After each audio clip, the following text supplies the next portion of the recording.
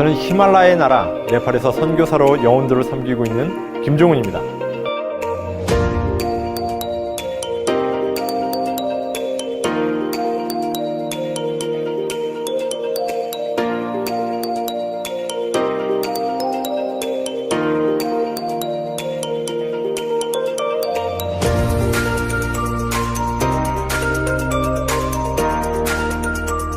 하나님을 경험하는 삶이 필요한 시대가 있다면 바로 지금이라고 생각합니다.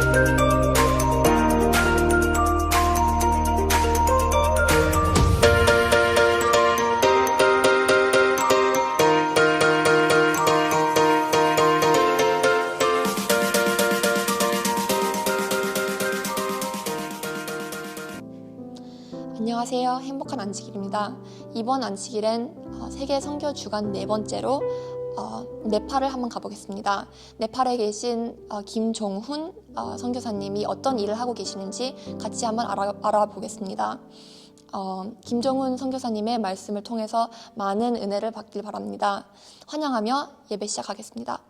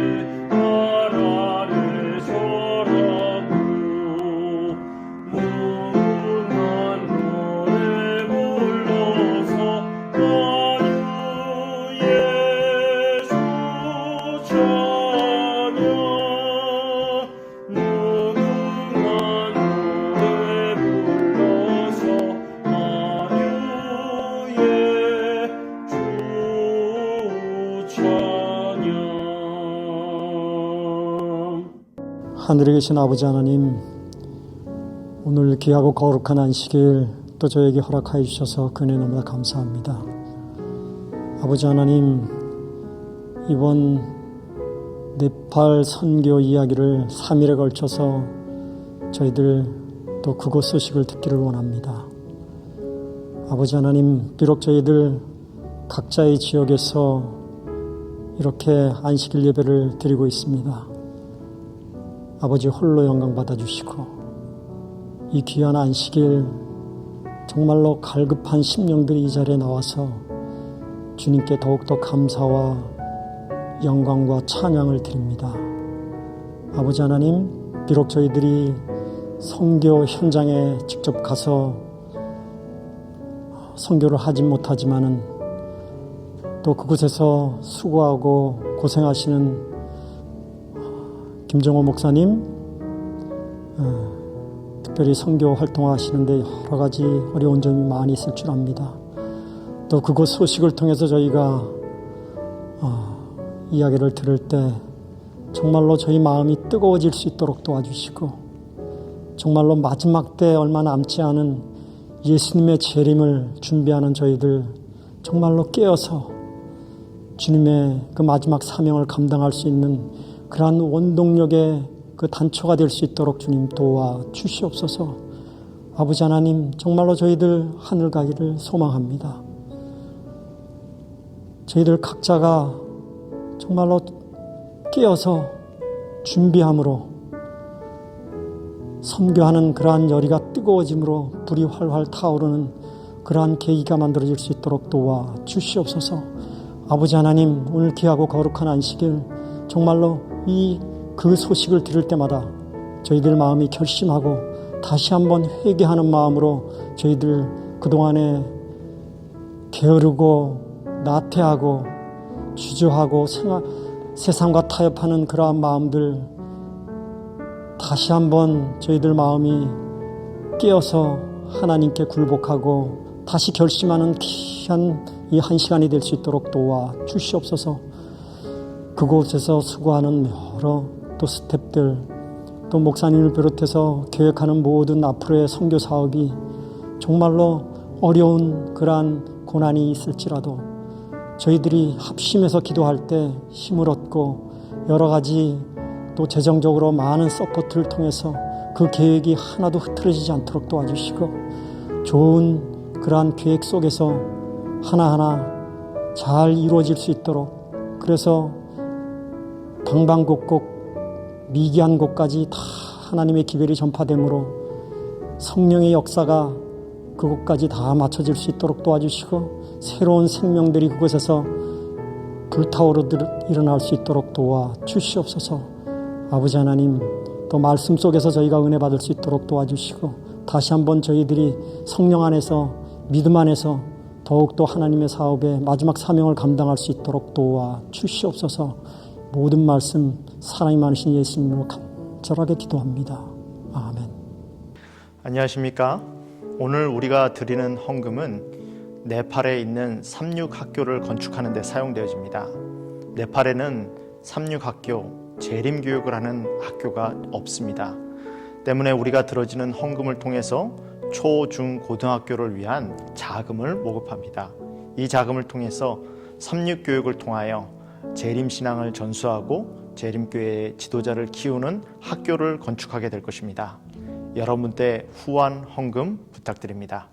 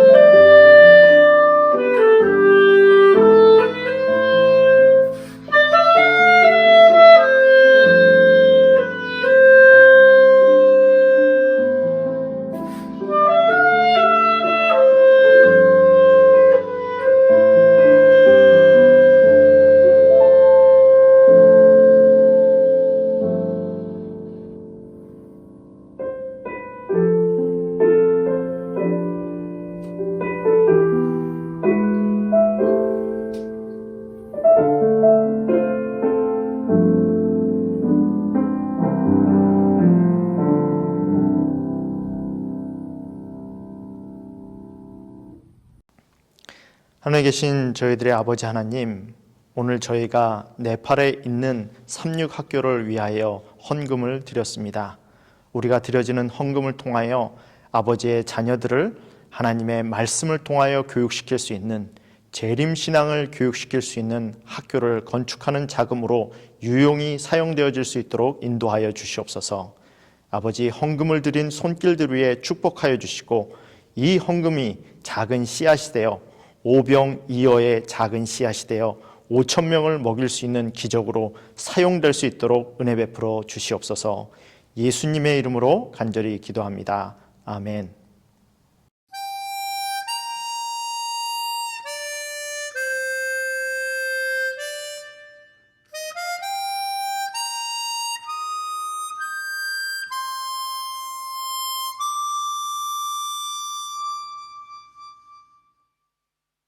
화려하지 않아도 정결하게 사는 삶, 가진 것이 적어도 감사하며 사는 삶, 내게 주신 작은 힘 나눠주며 사는 삶, 이것이 나의 삶의 행복이라오.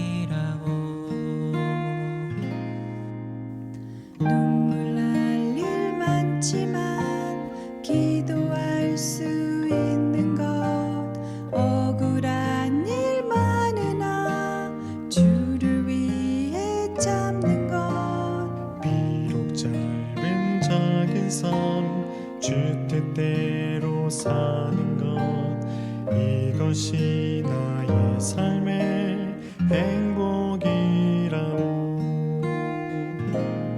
이것이 행복이라오.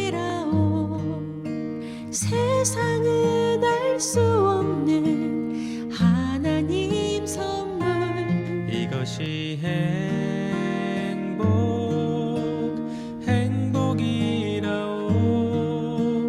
하나님의 자녀로 살아가는 것, 이것이 행복이라오.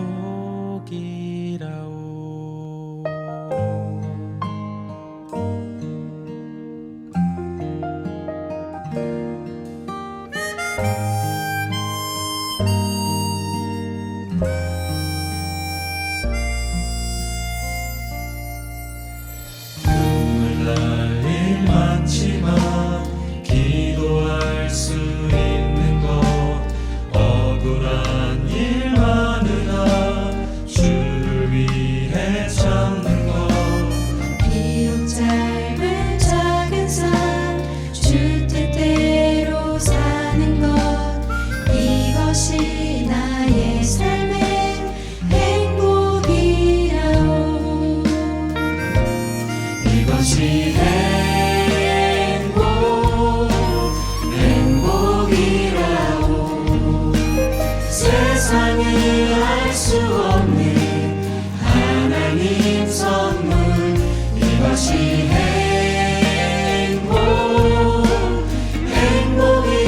행복이라오.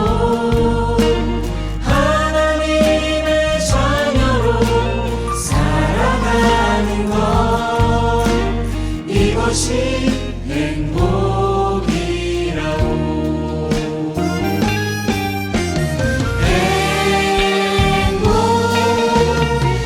행복이라오.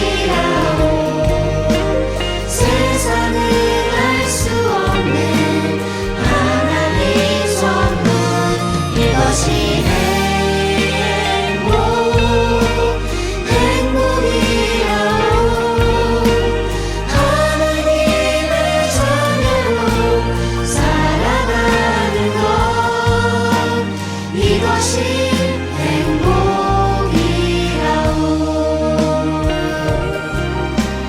이것이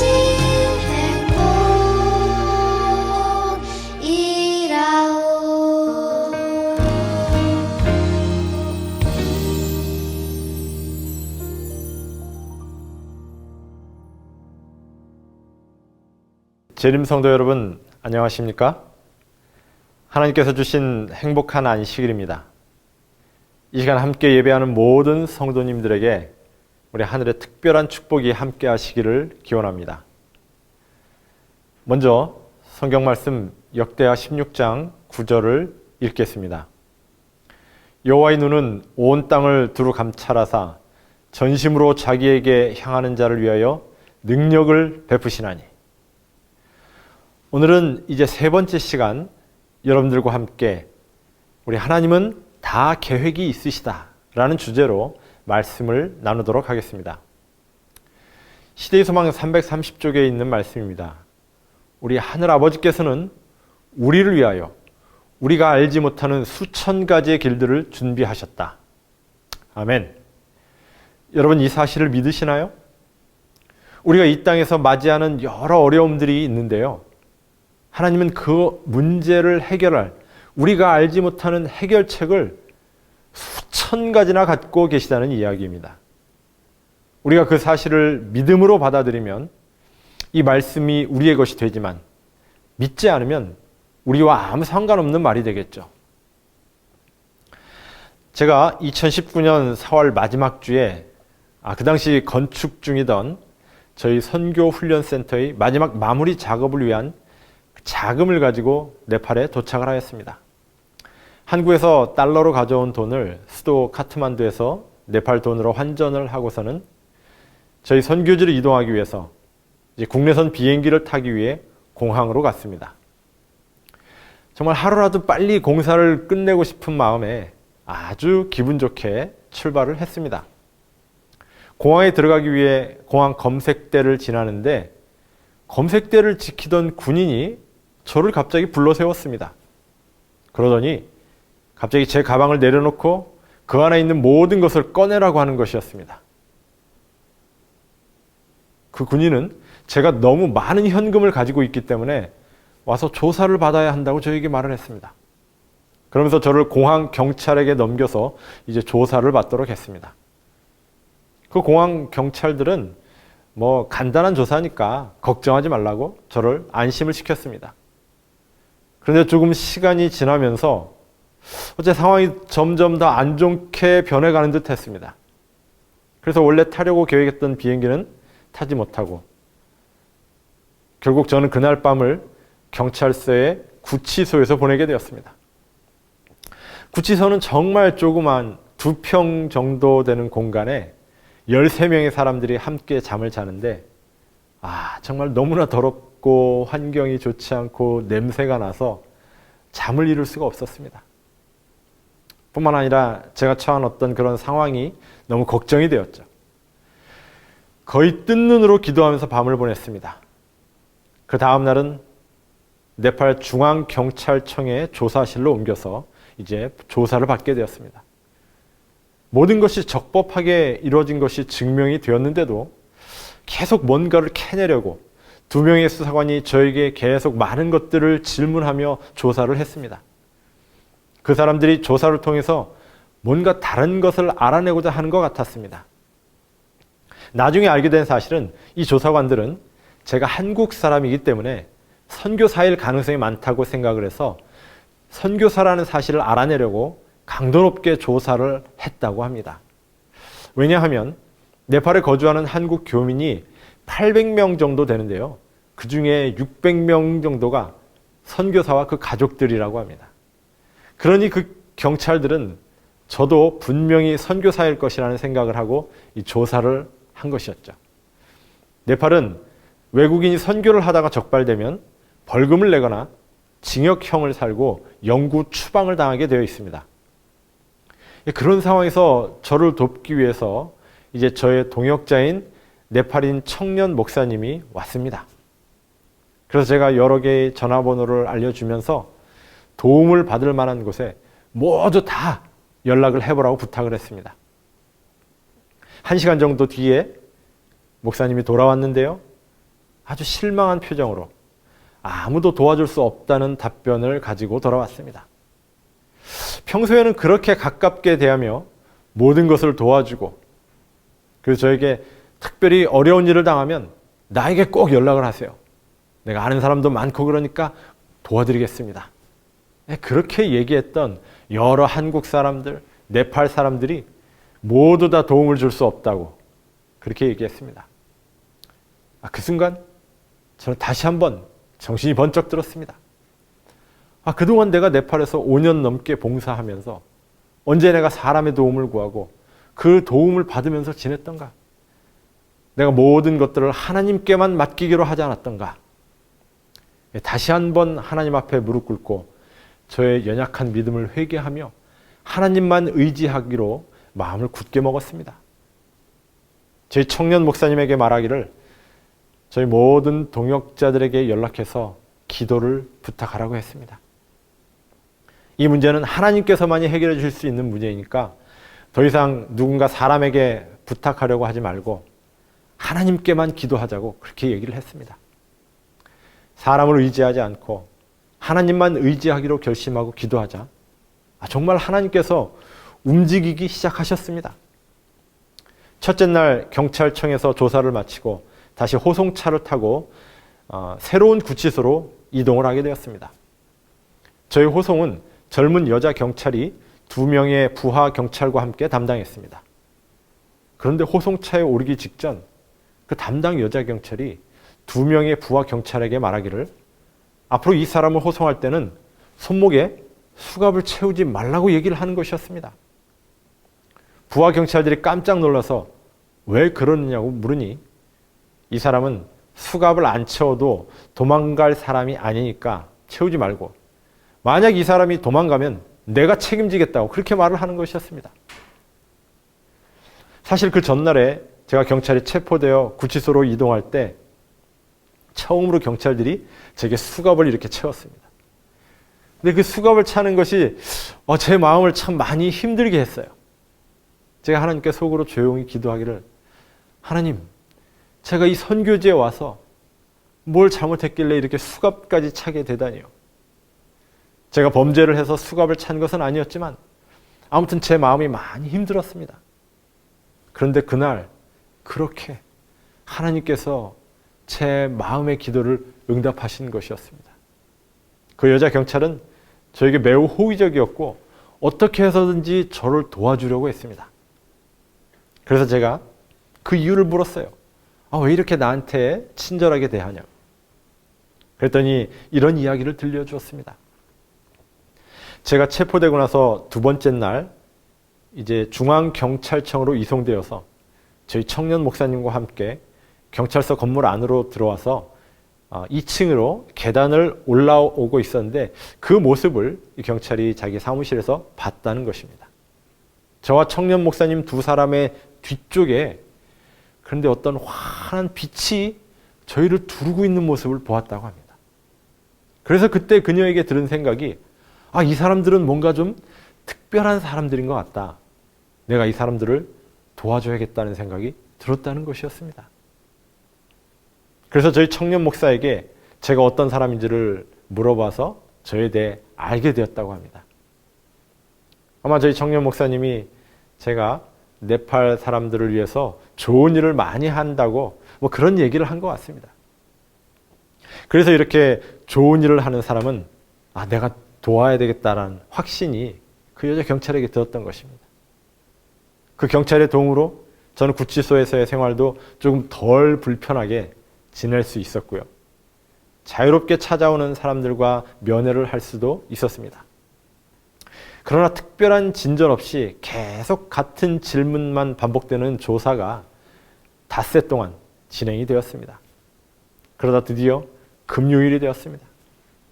그날도 역시 오후까지 조사가 진행이 되었고요. 오후 4시쯤 되었을 때 조사관들이 드디어 저를 석방시키기로 결정을 했다고 이야기를 했습니다. 단 조건이 있는데 앞으로 1시간 이내에 미화 1만 불의 현금을 보석금으로 가지고 오라는 것이었습니다. 그러나 이미 은행도 모두 문을 닫은 시간이었고 제가 가지고 있던 모든 돈은 경찰들에게 압수당했기 때문에 저의 수중에는 남은 돈이 전혀 없었습니다. 아무리 이곳저곳 전화를 해봐도 돈을 구할 수가 없었습니다. 다시 한번 하나님이 아니시면 이 문제를 해결할 수 없다는 사실을 제가 그 순간 깨닫게 되었습니다. 저에게 있는 무기가 뭐가 있죠? 기도할 수밖에 없었습니다. 그때 대한민국 대사관에서 제가 이제 석방된다는 얘기를 듣고 영사님 한 분이 경찰청에 오셨습니다. 그리고는 제가 그날 석방이 될 수 있는데 보석금을 내야 된다는 사실을 알게 되었어요. 그 영사님은 제게 1만 불의 현금을 1시간 안에 구해올 수 있느냐고 물으셨습니다. 제가 지금 노력 중이기는 한데 좀 어려울 것 같다고 말씀을 드렸습니다. 1만 불이 한국이나 미국에서도 큰 돈인데 네팔에서는 정말 큰 액수의 돈이었습니다. 그러자 잠깐만 기다려보라고 영사님께서 제게 말씀하시더니 밖에 나가서 어디엔가 전화를 하셨습니다. 10여 분 뒤에 들어오시더니 화난 표정으로 저에게 걱정하지 말라고, 돈을 구했다고 그렇게 말씀하셨습니다. 저는 정말 깜짝 놀라서 아니 그 큰 돈을 이 시간에 어디에서 구하셨냐고 물었습니다. 그랬더니 네팔에 진출해 있는 한국 대기업, 이름만 대면 알만한 큰 기업입니다. 그 네팔 지사장님께서 그 지사장님께 전화를 걸어서 도움을 요청했더니 바로 도와주시겠다고 하여서 돈을 구하셨다고 얘기하셨습니다. 잠시 뒤에 그 지사장님의 기사가 돈이 들은 돈가방을 가지고 경찰청에 왔습니다. 그래서 1시간 안에 1만 달러의 현금을 보석금으로 지불하고 석방될 수 있었습니다. 정말 하나님의 은혜가 아니면 설명이 될 수 없는 상황의 연속이었습니다. 그 대기업 지사장님이 얼굴 한 번 본 적 없는 저를 위해서 흔쾌히 1만 불을 빌려주신 것이었습니다. 그러나 아직 모든 문제가 해결된 것은 아니었습니다. 그날 석방될 때에 저희 담당 경찰이 말하기를 아직 휴대폰 조사를 안 했으니 휴대폰은 여권과 함께 일주일 뒤에 찾으러 오라고 하였습니다. 그런데 문제는 제 휴대폰 안에는 제가 설교하고 또 침례식도 하고 성만찬 예식을 하고 또 교회를 짓고 헌당식을 하는 사진 등 저희 신앙활동, 선교활동에 관련된 사진이 1000장이 넘게 저장되어 있었습니다.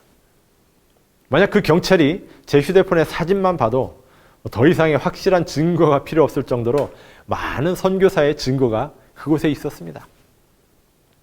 그때 저는 개인적으로 기도하면서 다시 한번 기도의 동역자들에게 기도를 요청하였습니다. 하나님께서 특별히 일하셔서 제 휴대폰을 조사하는 경찰의 눈을 가리워 주셔서 제 사진을 볼 수 없도록 해달라고 그렇게 기도하도록 제가 요청했습니다. 그 방법이 아니고서는 제가 완전히 무죄 판결을 받을 방법이 없었습니다. 그래서 네팔에 있는 동역자들뿐만 아니라 한국과 다른 여러 나라에 있는 기도의 후원자들에게 기도해 주시기를 제가 요청을 하였습니다. 그렇게 일주일간 간절히 기도하고 이제 여권과 휴대폰을 받기 위해서 그 경찰청에 갔습니다.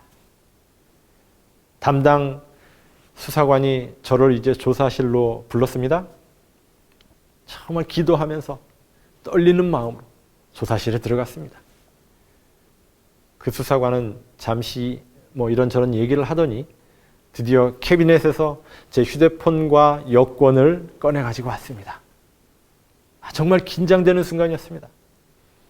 그 수사관이 제 여권과 휴대폰을 책상 위에 거의 집어 던지듯이 이렇게 떨어뜨리면서 저에게 이렇게 말했습니다.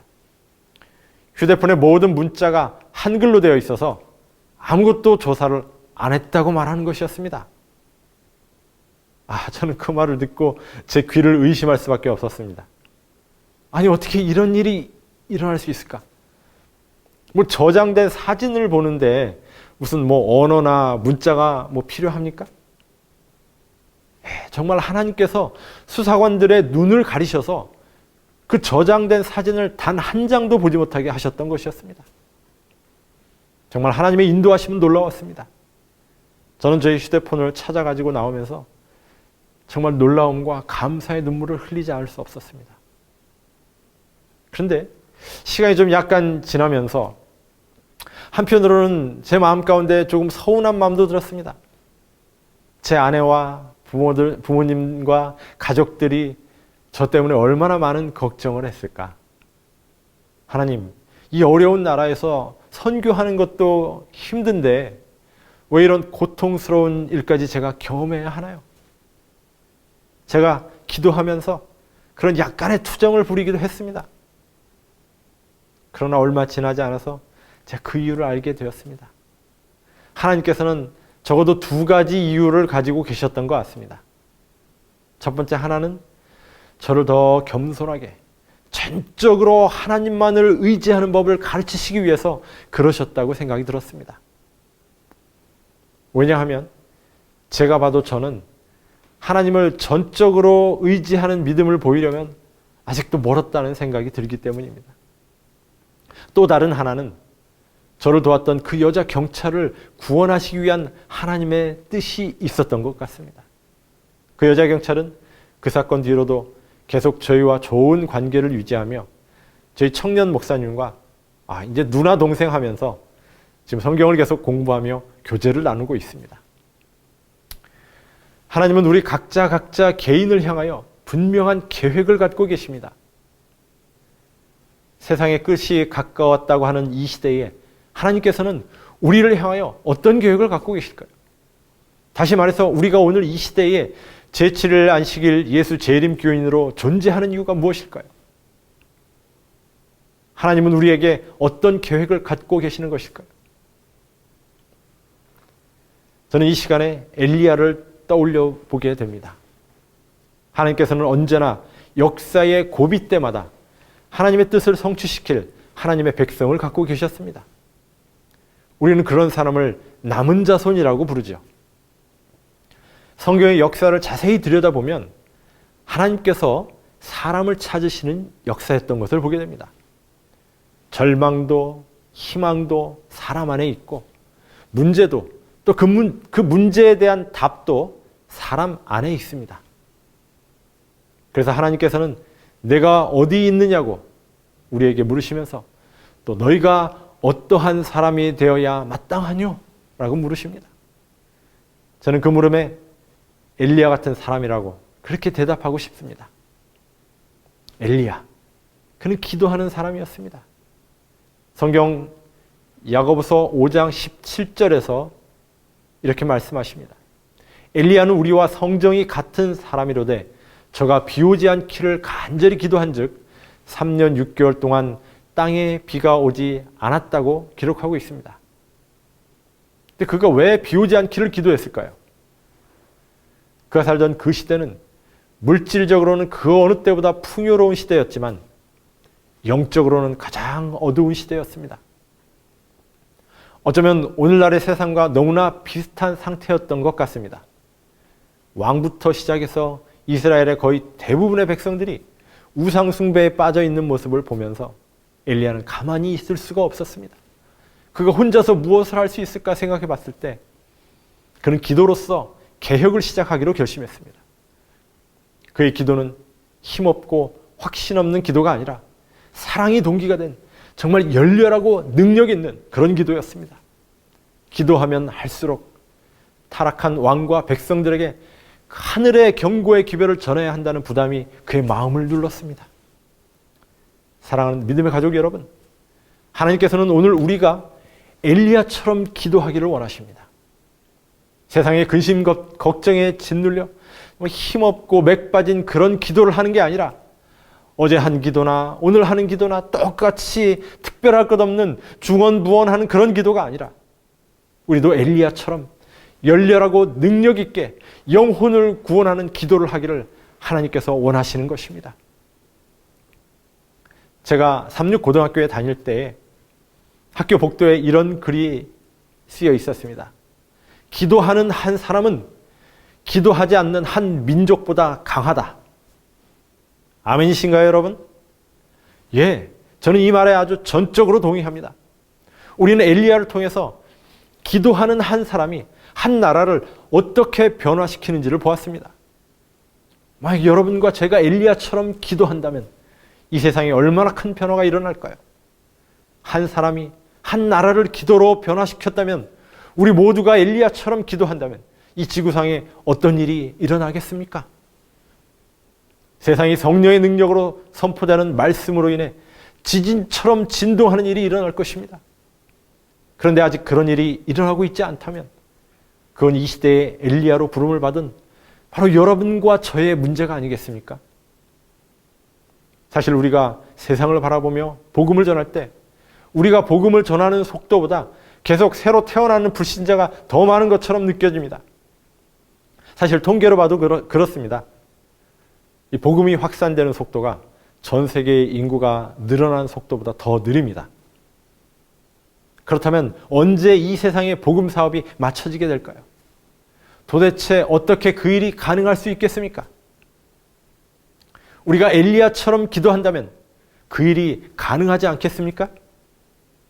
목사와 복음 사역자에 보내는 증언에서 엘렌 화이트는 주님께서는 이 마지막 사업에서 통상적인 방법과는 매우 다른 방법으로 복음 사업을 마치실 것이라고 하였습니다. 그동안 우리가 해오던 방법이 아니라 우리가 전도하는 방법이 아니라 매우 완전히 다른 인간적인 방법과는 다른 방법으로 마지막 사업을 끝내실 것이라고 하는 것입니다. 그래서 마지막 때 하나님께서는 당신의 사업을 완성하기 위해 사용하는 아주 단순한 방법을 보고 사람들이 놀랄 것이라고 기록했습니다. 그러니까 우리가 막 계획하고 복잡하게 해서 하는 것이 아니라 완전히 우리의 상상을 뛰어넘는 그런 방법으로 우리가 한 번도 예상하지 못한 방법으로 마지막 복음 사업이 끝날 것이라고 하는 것입니다. 또한 교회증언 5권 754페이지에 보면 번개와 같은 빠른 속도로 이 사업이 하나님의 계획에 의하여 맞춰질 것이라고 말하고 있습니다. 다시 말해서 지금 상황을 본다면 너무나 복음 사업의 전개 과정이 진척의 속도가 더딘 것처럼 보이고 있고 이 교회 안에 그 믿음에 반응하는 사람이 너무나 적은 것 같고 그래서 이 복음 사업이 맞춰지는 것이 어려울 것처럼 보이는 것입니다. 그러나 마지막에 가까울 때 우리 하나님께서는 이런 국면을 한순간에 바뀌어버릴 정말 놀라운 하나님의 방법을 사용하게 될 것이라고 하는 것입니다. 다시 말해서 지금과 같은 통상적인 방법이 아닌 하나님의 새로운 방법을 동원하실 것이라고 하는 것입니다.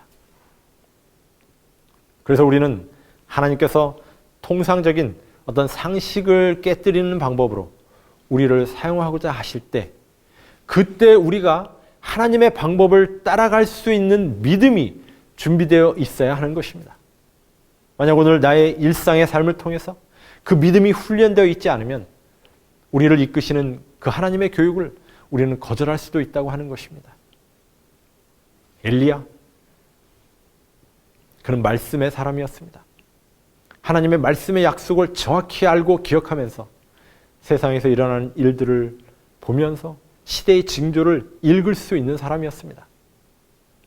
우리가 잘 알듯이 베델 사람 히엘이 여리고를 재건하지 말라는 하나님의 명령을 무시하고 재건축하는 과정에서 두 아들이 죽는 모습을 보았습니다. 이스라엘의 다른 모든 사람들도 똑같이 그 사건에 관하여 듣고 보았지만 아무도 그 사건을 통해 하나님의 경고를 기억하는 사람이 없었습니다. 그러나 엘리야는 그 사건을 통해 하나님의 말씀의 약속이 아직도 유효하며 하나님의 말씀의 능력은 절대로 변하지 않는다는 사실을 다시 한번 분명하게 확신했습니다. 그래서 하나님의 말씀의 능력을 의지해서 아합 왕 앞에 서서 왕과 백성들의 죄를 정확히 지적하고 그 죄에 대한 하나님의 심판의 기별을 아주 담대하게 증거할 수 있었습니다.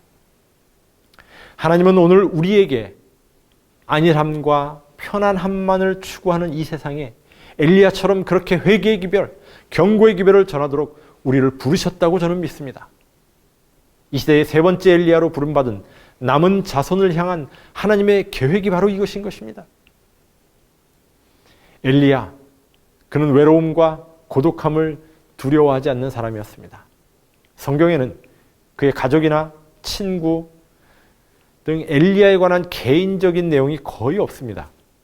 그에 대한 소개는 그냥 길르앗에 우거하는 자 중에 디셋 사람이라는 것이 전부입니다. 그는 믿고 의지할 세상적 배경이 전혀 없는 사람처럼 보입니다. 사랑하는 여러분, 남은 자손들은요, 고독을, 외로움을 두려워하지 않는 사람들일 것입니다. 우리가 복음을 전한다는 이유로 외로움에 처하거나 오해를 받거나 비난을 받을 수도 있습니다. 그러나 남은 자손은 그 길에 임마누엘의 하나님이 함께 하심을 믿기 때문에 결코 실망하거나 좌절하지 않는 믿음의 사람들인 것입니다. 남은 자손은 가장 악한 시대에 가장 순결한 모습으로 살아가는 그런 사람들입니다. 그들의 삶을 통하여서 하나님의 계획을 성취시켜 나가는 그런 사람들인 것입니다. 하나님은 지금 이 시대에 그런 사람들을 찾고 계십니다. 엘리야, 그는 하나님의 인도하심에 전적으로 순종하며 사는 사람이었습니다. 요한계시록 14장 4절의 말씀입니다. 이 사람들은 여자로 더불어 더럽히지 아니하고 정절이 있는 자라. 어린 양이 어디로 인도하든지 따라가는 자며 사람 가운데서 구속을 받아 처음 익은 열매로 하나님과 어린 양에게 속한 자들이니. 구원 얻을 하나님의 백성들의 특징이 기록되어 있습니다. 하나님께서 어디로 인도하시든지 따라가는 자라고 말합니다. 엘리야를 한번 생각해 볼까요? 아합 왕 앞에서 아주 멋지게 하나님의 심판을 선고하고 그리고 나온 엘리야에게 하나님께서는 그리 시냇가에 가서 숨으라고 말씀하십니다. 이 일을 제기하지 않고 엘리야는 순종합니다. 그리 시냇가가 마르자 사루밭에 있는 과부에게로 가라고 말씀하십니다. 예? 하나님 왜 하필이면 과부입니까? 저도 혼자인데요. 지역사회에 이목도 있는데 라고 반문할 수 있었습니다. 하지만 엘리야는 그 명령에도 아무런 불평을 하지 않고 순종합니다. 가서 아합 왕을 만나라. 엘리야는 죽을 수도 있는 명령처럼 보였지만 그 말씀에 순종합니다. 성경에 보면 엘리야는 하나님의 명령에 계속해서 아주 단순하게 순종하는 일을 반복하는 것을 보게 됩니다. 열왕기하 2장에 보면 엘리야는 하나님께서 나를 베델로 보내신다. 하나님께서 나를 여리고로 보내신다. 하나님께서 나를 요단으로 보내신다. 계속 그렇게 나와 있습니다. 자, 그렇게 계속해서 순종한 결과 마지막에는 하나님께서 그를 어떤 곳으로 인도하셨습니까? 하나님께서 그를 하늘로 옮기셨다고 성경은 기록하고 있습니다. 하나님의 말씀에 대한 단순한 순종의 결과는 영원한 생명이라고 하는 것입니다. 남은 무리는 하나님의 인도하심에 단순히 순종하는 그런 사람들입니다. 목사에게 보내는 증언 352쪽에 보면 이런 말씀이 있습니다. 실천에 옮기지 않은 진리는 그 능력을 상실한다. 때로는 이해가 잘 안 갈지라도 그 명령에 순종하는 것이 나에게 많은 희생을 요구할지라도 하나님을 전적으로 신뢰하기 때문에 단순히 순종하는 것입니다. 우리는 특별한 백성으로서 하나님께서 우리를 위해 귀한 선물로 주신 예언의 신을 보면 이 시대에 하나님의 남은 무리들이 어떻게 살아야 하며 또 어떤 라이프 스타일을 가지고 살아야 할지를 너무나 자세하게 기록해 주셨습니다. 먹는 것, 입는 것, 자녀 교육, 가정생활, 살아야 할 장소까지요. 또 복음 전도는 어떻게 해야 될지, 건강을 잃었을 때 어떻게 회복될 수 있는지 등등 너무나 자세히 알려주셨습니다. 그 말씀을 그대로 순종한다면 우리는 정말 특별한 축복을 경험하게 될 것입니다. 우리의 신앙생활에 부흥을 체험하게 될 것입니다. 왜냐하면 하나님의 말씀은 지금도 살아있고 능력 있는 말씀이기 때문에 그렇습니다.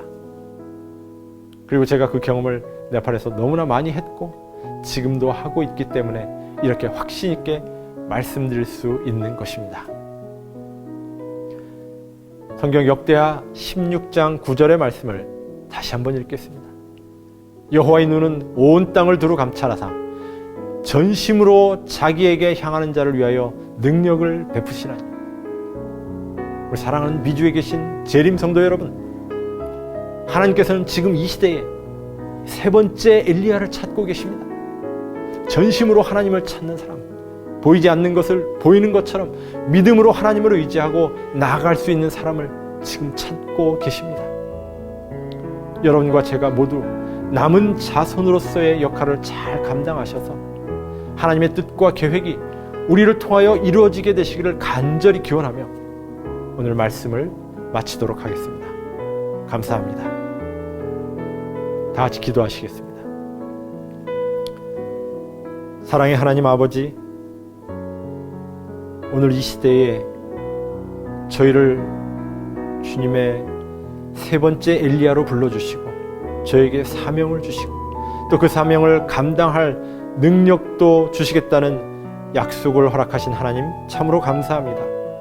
아버지, 저희에게 더 큰 믿음을 허락하셔서 저희가 그 일을 잘 감당할 수 있게 하시고 우리가 주님의 이 마지막 복음 사업에 참여하는 특권을 정말 잘 활용하여서 저희를 통하여서 마지막 복음이 증거되는 그런 축복의 통로가 되게 하시고 그 일을 잘 감당할 수 있도록 하나님 축복하여 주시옵소서. 그래서 우리가 우리 자신이 준비될 뿐만 아니라 우리 주변에 하나님을 모르고 죽어가는 많은 영혼들을 주님 앞으로 인도할 수 있는 주의 귀한 종들이 되게 저희를 인도하여 주시옵소서. 그리스도이신 예수님의 이름으로 간절히 기도드립니다. 아멘. 안녕하십니까? 파키스탄 삼육대학을 섬기고 있는 지성배 목사입니다. 선지자는 우리에게 다음과 같은 기별을 전합니다. 모든 그리스도의 제자는 하나님 나라의 선교사로 태어나야 한다.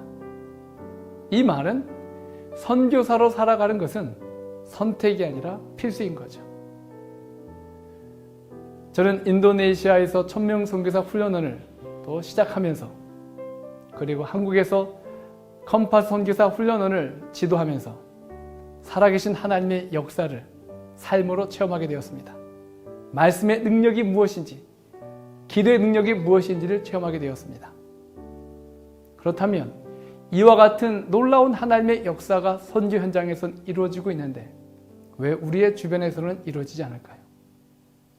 이것이 제가 가지고 있는 가장 큰 의문과 숙제였습니다. 첫 번째는 전적인 믿음이 없기 때문이고, 그리고 두 번째는 온전한 헌신이 우리 안에 없기 때문입니다.